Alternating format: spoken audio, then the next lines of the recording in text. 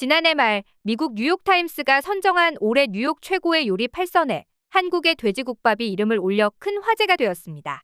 추운 겨울날 지친 속을 뜨뜻하게 데워주는 한국인의 소울푸드인 음식이 국밥이라는 개념도 생소한 미국에서 인기라니?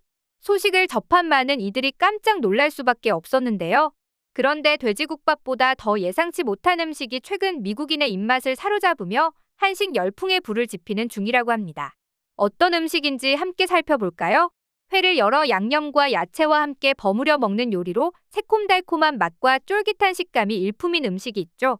바로 겨울철에 과메기가 있다면 여름에는 이 음식이 있다고 해도 과언이 아닐 정도로 한국인들의 사랑을 한몸에 받는 물회가 그 주인공인데요. 원래 물회는 조업을 하는 어부들이 어선에서 먹던 음식으로 이른바 어부들의 패스트푸드로 불리던 음식이었다고 합니다. 조업 시간은 짧지만 해야 할 일은 많고 시간도 없는데 배 위에서 먹을 거라곤 손이 많이 가는 회밖에 없으니 어떻게 하면 빨리 만들어 먹을 수 있을까 하다가 나온 음식이 바로 물회라는 건데요. 하지만 기본적으로 생선을 날 것 그대로 못 먹는 사람들에게는 호불호가 갈렸던 이 음식이 최근 미국인들의 입맛을 사로잡았다고 해 화제가 되었죠. 지난해 말 미국 뉴욕타임스는 미국 저녁 레스토랑 메뉴 중 최고의 요리를 꼽는 올해 최고의 요리 23선을 발표했는데요. 바로 여기에 샌프란시스코에 있는 퓨전 한식 레스토랑 반상의 물회면이 포함되었습니다. 물회면은 면에 생선회와 무, 오이 등 채소를 올리고 매콤한 소스를 부어 먹는 요리로 한국식 물회를 응용한 퓨전 요리인데요. 해당 매체는 물회면을 꼽은 이유에 대해 각 재료의 특성들이 잘 느껴지며 입안에서 조화를 이룬다. 계절에 상관없이 언제 먹어도 활기를 북돋워준다며 극찬을 아끼지 않았습니다. 회의 쫄깃한 식감과 새콤 달달한 소스의 조화가 미국인들의 입맛을 제대로 저격한 듯한데요. 한편 이 기사가 발표되자 많은 사람들이 깜짝 놀랄 수밖에 없었습니다. 한국의 물회면이 꼽힌 것 자체로도 놀랄 일이지만 이전까지 날생선을 잘게 손질해서 먹는 요리라고 하면 서구권에서는 일본의 사시미가 가장 많이 알려졌기 때문이죠. 실제로 구글맵에 관련 키워드를 검색해보면 미국이나 유럽 등지에 일본식 사시미나 초밥 전문 고급 레스토랑들이 즐비해 있다는 걸 알 수 있는데요. 1980에서 1990년대 초반, 미국 또는 유럽의 영화나 드라마에서는 상류층을 표현할 때 일본식 회인 사시미를 먹는 모습이 등장하는 것도 이런 이유 때문입니다. 이렇듯 미국 또는 유럽에서는 회하면 사시미를 떠올리는 경향이 강했기 때문에 한국의 회 요리는 상대적으로 알려질 기회가 적었는데요. 하지만 최근 들어 돼지국밥이나 순두부찌개 같은 점차 예상치 못한 음식들이 K-팝 열풍과 함께 해외 시장을 선도하면서 한국식 물회의 매력도 해외에 알려지고 있는 것입니다. 특히 일본의 경우 미리 회를 떠놓은 뒤 수시간에서 며칠간 냉장 숙성시켜 부드러운 식감과 감칠맛을 살려먹는 숙성회가 대부분이라면 우리나라는 살아있는 생선을 수족관에서 바로 건져 올려 쫄깃쫄깃한 식감을 살려먹는 화로회가 많기 때문에 신선하고 재료 본연의 쫀득한 식감을 느낄 수 있다는 것이 장점인데요. 여기에 초고추장, 마늘, 참기름장을 섞어 먹는 한국식 양념장도 한몫하면서 미국인들의 입맛 취향을 제대로 저격 중이죠. 실제로 한국식 물회를 맛본 외국인들의 호평도 줄을 잇고 있습니다. 한국과학기술원 영어센터에서 교수로 근무하고 있는 유튜버 오스틴은 처음에는 비빔물회를 먹어본 적이 없어서 망설이는 듯 하더니 한 입 맛보고는 이건 아마도 제가 오랫동안 본 것 중 최고의 점심 식사인 것 같다며 극찬했죠. 참기름 맛이 강한데 너무 고소하고 맛있다. 생선이 이렇게 많은데 이렇게 저렴한 게 이해가 되지 않는다. 뼈가 없어서 부드럽다는 코멘트도 덧붙였습니다. 예능 프로그램 어서와 한국은 처음이지에 출연한 알베르토 일행도 물회를 처음 맛보고 너무 시원하다. 솔직히 즐길 줄 알았는데 너무 부드럽다며 오징어 물회로 면치기를 하는 모습을 보여줬는데요. 한국식 물회가 외신에 소개되며 화제가 된 현 시점. 이참에 한국식 화로회 요리가 외국인들에게 더욱 많이 알려져 그 매력을 알게 되었으면 하는 바람입니다. 바쁜 일상 속에서 빠르게 요기를 해결해야 할 때 찾게 되는 김밥.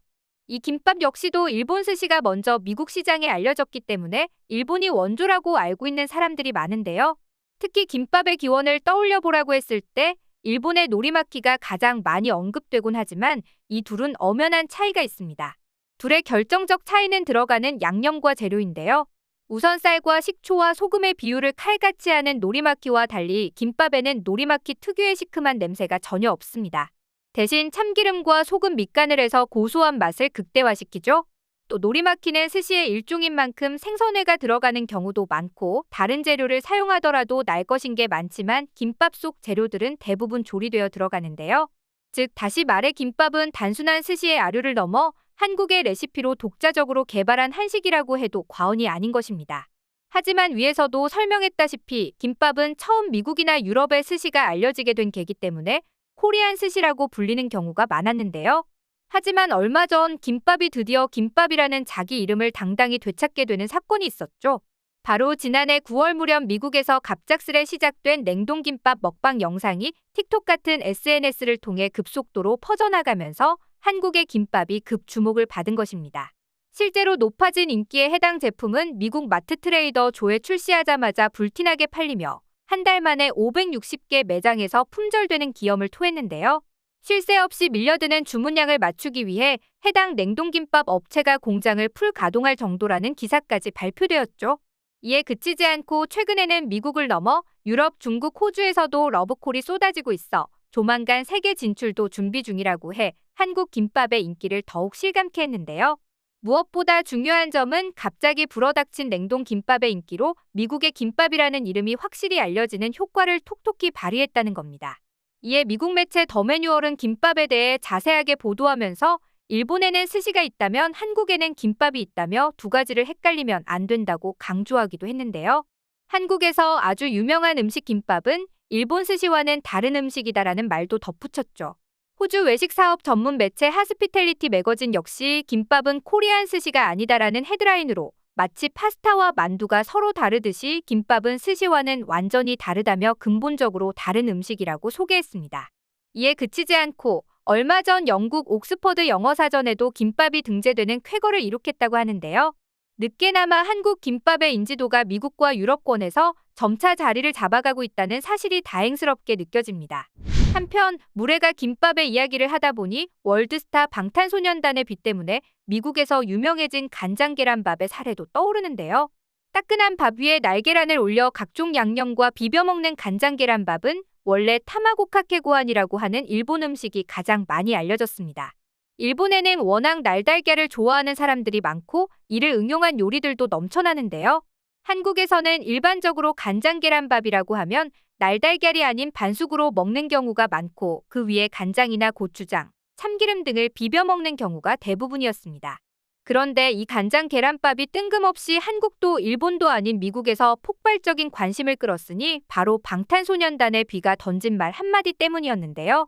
팬 커뮤니티에서 한 외국인 팬이 한국 음식을 추천해달라고 요청하자 비가 두유노우 간장 계란밥이라고 한마디 던진 것이 화제가 되며 이날 전 세계 아미들의 간장 계란밥 검색이 급증했던 것입니다. 이에 그치지 않고 실제로 뉴욕타임스에서는 비가 추천한 간장 계란밥의 레시피를 소개하면서 간장 계란밥은 뜻밖의 화제가 되었는데요. 이렇듯 한국 아이돌, 한국 드라마, 영화 등을 넘어 한국 음식까지 해외의 한류가 많은 영향력을 끼치고 있다는 사실이 피부로 체감되는 요즘인데요. 특히 이전까지는 한국 음식이 해외로 알려졌다고 하더라도 잘못된 이름으로 알려지는 경우들이 많았습니다. 그 대표적인 예가 바로 오늘 소개했던 것처럼 김밥을 코리안 스시로 부른다거나 떡을 라이스 케이크, 어묵을 피쉬 케이크, 두부를 토프라는 중국어로 부르는 경우일 텐데요. 하지만 한국 문화의 위상이 점차 높아짐에 따라 한국의 것들이 서서히 제 이름을 찾아가고 있죠. 점차 예상치 못한 한국 음식들이 전 세계로 퍼지고 있는 현재에 더 많은 우리 음식들이 고유 명사로 널리 알려졌으면 하는 바람입니다.